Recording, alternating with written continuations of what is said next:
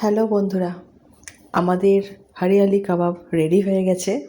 এবারে যে দোকানে যে দাদা আছে সুন্দর করে একদম গুছিয়ে দিচ্ছে, সব কিছু এখানে মিক্সড করছে, যা যা মিক্সড করার আছে দারুণ দারুণভাবে।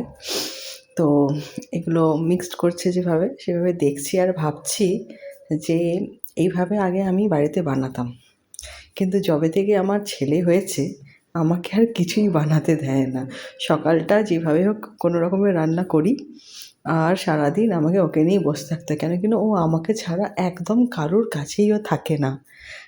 মেয়ে যখন হয়েছিল, তোমাদের থেকে শেয়ার করি, মেয়ে যখন হয়েছিল তখন মেয়ে ওর বাবার কাছেই বেশি থাকতো, বা ওর ঠাম্মির কাছে থাকতো, বা দাদুর কাছে থাকতো, মোটামুটি ও সবার কাছে থাকতো।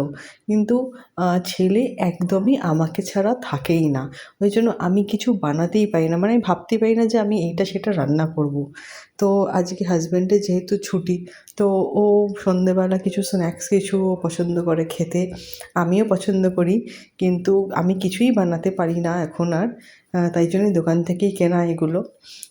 কিছু করার নেই, ছেলেকে কাঁদিয়ে একটুখানিও আমার ভালো লাগে না যে এটা সেটা বানাই।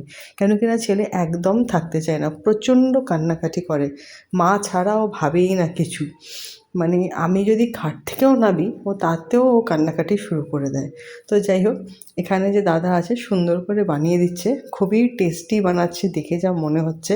এখনও আমি টেস্ট করিনি, কিন্তু এনার থেকে মাঝে মাঝেই আমার হাজব্যান্ড যবে থেকে আমার ছেলে হয়েছে এনার থেকেই নিয়ে আসে। তো এর আগেও ওনার হাতের সব কিছু খেয়েছি, উনি যা যা বানিয়ে দেয় আর কি। তো ভীষণ ভালো বানায়। এটা আমাদের ইচ্ছাপুরে কণ্ঠাধারে এই দোকানটা আছে, খুব দারুণ